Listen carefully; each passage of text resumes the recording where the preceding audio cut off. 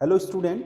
आज का हमारा वीडियो जो आगामी आपके कनिष्ठ सहायक की परीक्षा है उसको लेकर के जो हमने उत्तराखंड की सीरीज चला रखी है उसके कुछ महत्वपूर्ण जो प्रश्न आपके संभावित एग्जाम में आने वाले या उस तरीके के हो सकते हैं उनको लेकर के हैं। आप नए अगर स्टूडेंट हो, हमारे साथ जुड़े हुए नए दर्शक हो, तो आप हमारे चैनल को सब्सक्राइब कर लीजिए। आपको काफ़ी हद तक हम यूके ट्रिपल एससी के वर्तमान पैटर्न पर आधारित क्वेश्चन पेपर उपलब्ध कराएंगे और बहुत जल्दी हम लोग अपनी जो ऐप है एसएस स्टडी ऐप, इसे प्ले स्टोर से आप डाउनलोड कर सकते हैं। उसमें हम लोग एक पेड टेस्ट सीरीज भी ला रहे हैं फुल लेंथ की, और कनिष्ठ सहायक का विज्ञप्ति निकलने वाली है। शायद कुछ कह रहे हैं कि कुछ पद संशोधित हुए हैं, शायद पद बढ़ने वाले हैं कनिष्ठ सहायक में, इसलिए थोड़ा लेट हो गया है। तो उसमें अगर विज्ञप्ति आती है तो तुरंत हम उसको लॉन्च करने वाले हैं। सीरीज को लगभग बन करके तैयार हो गई है, तो उसमें फुल लेंथ के हम सेट कराएंगे आपको। पेड सीरीज है वो, तो वो भी आप ज्वाइन कर सकते हैं।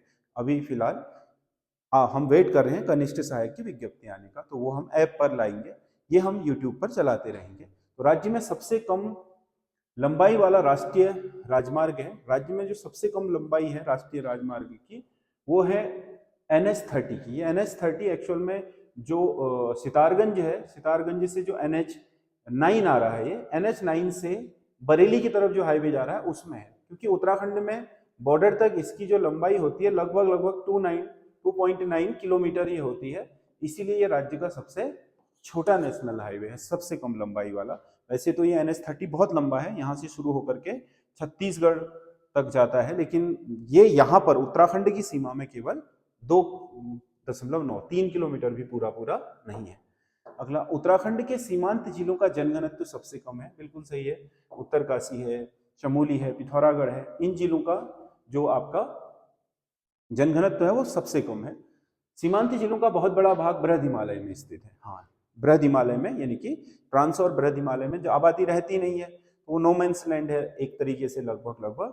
तो वहां पर आबादी कम होने के कारण इनके क्षेत्रफल के अकॉर्डिंग इनकी जो जनसंख्या का घनत्व है वो कम हो जाता है। तो ये भी सही है। ये ऐसा है, बृहद हिमालय में होने के कारण ये जनघनत्व कम है। ये इसका सही आपका स्पष्टीकरण या व्याख्या भी है। निम्नलिखित को सुमेलित कर सही विकल्प का चयन कीजिए। तीलू रौतेली पेंशन योजना 2014, तीलू रौतेली पेंशन 2014, ठीक है। उदयमान छात्र योजना ये आपकी 2021 है। हिम प्रहरी योजना ये 2022 में लाई गई। उत्तराखंड मिलेट मिशन जो मोटे अनाजों को लेकर के है, हिम प्रहरी क्षेत्र में जो सीमांत क्षेत्र है उनकी रक्षार्थ है। तो ये आपके ए का 3, बी का 4, सी का 2 और डी का 1। 3 4 2 1, 3 4 2 1, यानी कि बी इसका सही आंसर है। ब्रिटिश कमिश्नर ट्रेल के प्रशासनिक सुधारों के बारे में निम्नलिखित कथनों पर विचार कीजिए। इन्होंने 1819 में 9 पटवारी पद सृजित किए थे। हाँ, यहाँ पर राजस्व के लेखे जोखे बनाने के लिए पटवारी पद इसी ने सृजित किए। कुमाऊं में आपदा प्रबंधन ट्रेल ने आरंभ किया, ये गलत है। ट्रेल ने नहीं, रेमजे ने किया था। इसी को आपदा प्रबंधन का जनक माना जाता है कुमाऊं में, तो ये गलत है। और इन्होंने कुमाऊं में डाक व्यवस्था की शुरुआत की थी, बिल्कुल सही है। मतलब डाक, पौड़ी से अल्मोड़ा के बीच डाक व्यवस्था इन्होंने ही शुरू करी। तो 1 और 3 सही है। कूट में से केवल 1 और 3 सही है, 2 सही नहीं है, तो इसका सी सही आंसर है। अगला क्वेश्चन है, जनगणना 2011 के अनुसार जनघनत्व के संदर्भ में निम्नलिखित जनपदों को उनके अवरोही क्रम में व्यवस्थित कीजिए। सबसे ज्यादा जनघनत्व गंगा के मैदान यानी कि हरिद्वार में है, नंबर 1 पर ये होगा। फिर उधम सिंह नगर तराई में, फिर देहरादून दोन घाटी में है, फिर आपका नैनीताल का जो तराई है उसमें है। तो 1 2 3 4 यही इसका सही आंसर है। अगर हम किसमें अवरोही क्रम में, सबसे ज्यादा हरिद्वार का, फिर देहरादून, उधम सिंह नगर का, फिर देहरादून का, फिर नैनीताल का, ये जनघनत्व के आधार पर क्रम है स्टेट के जिलों का। कत्यूरी काल में पांडुकेश्वर ताम्रपत्रों में दशापराधी नामक पदाधिकारी का मुख्य उत्तरदायित्व क्या था? दशापराधी जो पदाधिकारी था वो अपराधियों को दंडित करने वाला अधिकारी होता था। तो इसका ए सही आंसर है। निम्नलिखित कथनों पर विचार कीजिए। क्षेत्र पंचायत मध्य स्तरीय निगमित निकाय है, बिल्कुल सही है। क्षेत्र पंचायत त्रिस्तरीय पंचायती राज में जिला पंचायत और ग्राम पंचायत के बीच मध्य स्तरीय। क्षेत्र पंचायत के सदस्यों का चुनाव प्रत्यक्ष रूप से ग्राम सभा के वयस्क मतदाताओं द्वारा किया जाता है। बीडीसी मेंबर बोलते हैं जिन्हें। क्षेत्र जो गांव के वयस्क मतदाता होते हैं ग्राम सभा के, वही इसमें वोट करते हैं।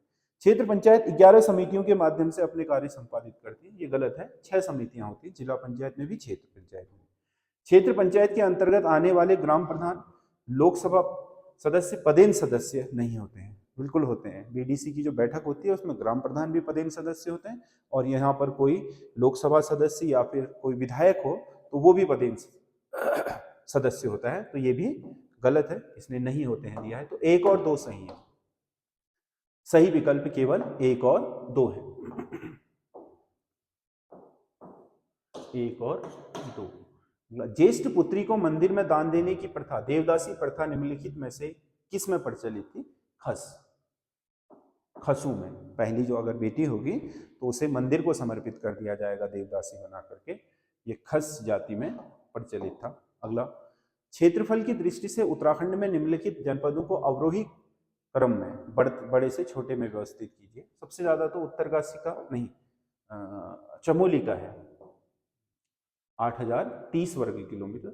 उत्तरकाशी का इससे 14 कम है, 8016 वर्ग किलोमीटर। तो 3 सबसे पहले होगा, फिर उत्तरकाशी, फिर उत्तरकाशी है 1, फिर पिथौरागढ़ है, फिर पौड़ी है। 3 1 2 4, 3 1 2 4, यानी कि 20 का सही होगा अगर जनगणना तो बढ़ते से कम में करें तो।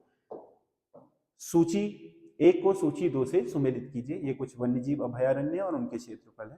केदारनाथ वन्यजीव अभयारण्य का क्षेत्रफल है 957, तो ये इससे सुमेलित होगा। अस्कोट का है 600 वर्ग किलोमीटर। गोविंद वन्यजीव विहार का 885.89। विंसर का आपका ये है 47.07। तो ए का 2 हो गया और बी का 4 हो गया, सी का 1, डी का 2, 2 4, सी का 3, 2 4 1 3, 2 4 1 और 3 इसका सही आंसर होगा, यानी कि डी इसका होगा, डी सही आंसर, ये वाला डी इसका सही आंसर है। अगला, निम्नलिखित कथनों पर विचार करें और नीचे कोट की सहायता से सत्य विकल्प चुनिए।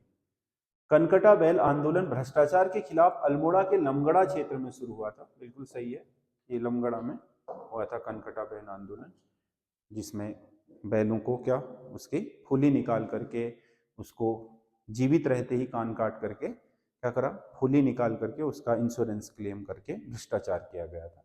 दूसरा, प्रसिद्ध कुली बेगार प्रथा का अंत 14 जनवरी 1921 को बागेश्वर में सरयू नदी के तट पर हुआ था, ये बिल्कुल सही है, सरयू नदी में कुली बेगार प्रथा का अंत। पेशावर कांड के नायक वीर चंद्र सिंह गढ़वाली ने निहत्थे पठानों पर गोली चलाने से इनकार कर दिया था, बिल्कुल सही है। पेशावर कांड में वीर चंद्र सिंह गढ़वाली जो गढ़वाल राइफल्स के आपके नायक थे, उन्होंने अपने अधिकारी का आदेश न मानते हुए अपने देश के जो खान अब्दुल गफ्फार खान के क्या थे, सहयोगी थे कुली सविनय अवज्ञा आंदोलन के दौरान, तो उन पर पेशावर बाजार में जो किस्सा खानी बाजार था उसमें आंदोलनकारियों पर गोली चलाने से इनकार कर दिया था। तो तीनों सही है। अगला, राज्य के पारंपरिक व्यंजनों में कौन सा सही सुमेलित नहीं है? अरसा, चावल के आटे व गुड़ से बना मीठा व्यंजन, ठीक है, अरसा होता है। सैया, गेहूं के आटे से बना मीठा हलवा, ये गलत है। सैया चावल के आटे और गुड़ से मिलाकर, गुड़ को, चावल के आटे और गुड़ को तेल में फ्राई करके बनाया जाता है सैया, तो ये गलत हो गया। पत्यूड़, अरबी के पत्ते पर बेसन से बना नमकीन व्यंजन, और पलियो, मीठे मट्ठे से बना नमकीन पेय, तो इसमें बी सही होगा, जो पारंपरिक व्यंजनों में सही नहीं है। अगला, निम्नलिखित में से कौन सा नृत्य गायन प्रतियोगिता के रूप में किया जाता है? गायन प्रतियोगिता यानी कि बैर, बैर, बैर का मतलब का एक दूसरे से बेहतर बैर गा करके एक दूसरे को हराने की प्रतियोगिता है। हल्द्वानी बेहतर साबित करने की अपने को। हल्द्वानी शहर को मंडी के रूप में किस कमिश्नर ने विकसित किया? हल्द्वानी शहर को मंडी के रूप में डेवलप करने का श्रेय विलियम ट्रेल को जाता है। निम्नलिखित पार्कों को सुमेलित कीजिए। एरोमेटिक गार्डन मतलब जिसमें आपके खुशबुओं का एरोमेटिक यानी कि जो सुगंधित पदार्थ हैं उसके लिए बनाया गया है, लाल कुआं में। थैलस गार्डन ये मुंशियारी में है। पॉलिनेटर पार्क ये हल्द्वानी में है, और एक्यूप्रेशर गार्डन पार्क ऋषिकेश में है। तो ए का 3, बी का 1, सी का 2, डी का 4, 3 1 2 4, 3 1 2 4, यानी कि इसका डी सही आंसर है। अगला क्वेश्चन है, निम्नलिखित पुस्तकों में से कौन से अपने लेखन से सही सुमेलित नहीं है? कुमाऊनी लोक साहित्य विविधायाम, अनिल कार्की का है, अनिल कार्की का है, ठीक है। गढ़वाली भाषा का साहित्य, ये गंगादत्त उप्रेती का नहीं है, तो कुमाऊनी लिख रहे थे, कुमाऊनी के साहित्यकार है। यह हरिदत्त भट्ट, हरिदत्त भट्ट का है ये, तो इसका सुमेलित ये नहीं है। बाकी लिविंगिस्टिक स्टडी ऑफ जौनसारी, ये उमादत्त शर्मा या सतीश है। और मध्य हिमालय की भोटिया जनजाति SS पांगती है, तो इसका बी सही आंसर है। अगला, गढ़वाल से नमक सत्याग्रह का नेतृत्व किसने किया था? गढ़वाल से नमक सत्याग्रह यानी कि सविनय अवज्ञा आंदोलन में प्रताप सिंह ने की। गढ़वाल में प्रताप, ब्रिटिश गढ़वाल, क्योंकि आधा गढ़वाल तो आपका टिहरी रियासत में था उस समय। दशकीय वृद्धि दर 2001 से 2011 के संदर्भ में कौन सा युग्म सुमेलित नहीं है, कह रहा है। नकारात्मक वृद्धि दर चमोली, ये सुमेलित नहीं है, क्योंकि नकारात्मक चमोली की नहीं, केवल अल्मोड़ा और पौड़ी की रही थी, चमोली तो प्लस में ही है। दशकीय वृद्धि दर ये ठीक है, 18.91 रही। सर्वाधिक वृद्धि दर उधम सिंह नगर की रही, ये भी ठीक है। तो इसमें 2 और 3 तो ठीक है, सुमेलित नहीं है एक, केवल एक सुमेलित नहीं है, बाकी सब सुमेलित हैं। अगला, राज्य में संचालित हिम प्रहरी योजना का मुख्य उद्देश्य क्या है? हिम प्रहरी योजना का सीमांत क्षेत्रों में पलायन रोकना, पलायन रोक करके उन क्षेत्रों को सुरक्षित करना और पर्यटन को बढ़ावा देना है, ताकि वहां पर मतलब एक तरीके से जो रिटायर्ड आर्मी मैन हैं उनको वहां स्थापित करा करके उस क्षेत्र में एक तो सीमांत में पलायन रोकना और दूसरा वहां पर आपके जो हमारी सीमा सुरक्षा है उसको ज्यादा मजबूत करना है, पर्यटन नहीं। पवार वंश के राजा फतेह पति शाह के शासनकाल के संदर्भ में कौन सा कथन असत्य है? फतेह पति शाह ने गुरु रामराय को देहरादून के धामावाला क्षेत्र में भूमि दान दी थी, बिल्कुल ठीक है, धामावाला में फतेह पति शाह ने दी। और दूसरा है, इनके दरबार में नवरत्न निवास करते थे, जिनकी तुलना अकबर से की जाती थी, बिल्कुल ठीक है। भंगाणी का युद्ध फतेह पति शाह और सिख गुरु गुरु गोविंद सिंह के बीच हुआ था, बिल्कुल ठीक है। और वो मेदांत प्रकाश भी थे इसमें, सिरमौर के शासक। फतेह पति शाह ने कुमाऊं के राजा उद्योग चंद्र से साथ मिलकर सिरमौर के राजा पर आक्रमण किया था, ये गलत है। कुमाऊं के शासक के साथ कोई इनकी वो नहीं हुई थी, तो इसका डी सही है। तो आप लोग इस सीरीज पर बने रहिए और हमारे चैनल के साथ जुड़े रहिए। बाकी आप चैनल को सब्सक्राइब कर लीजिए और कमेंट करके जरूर बताइएगा कि सीरीज आपको कैसी लग रही है। धन्यवाद।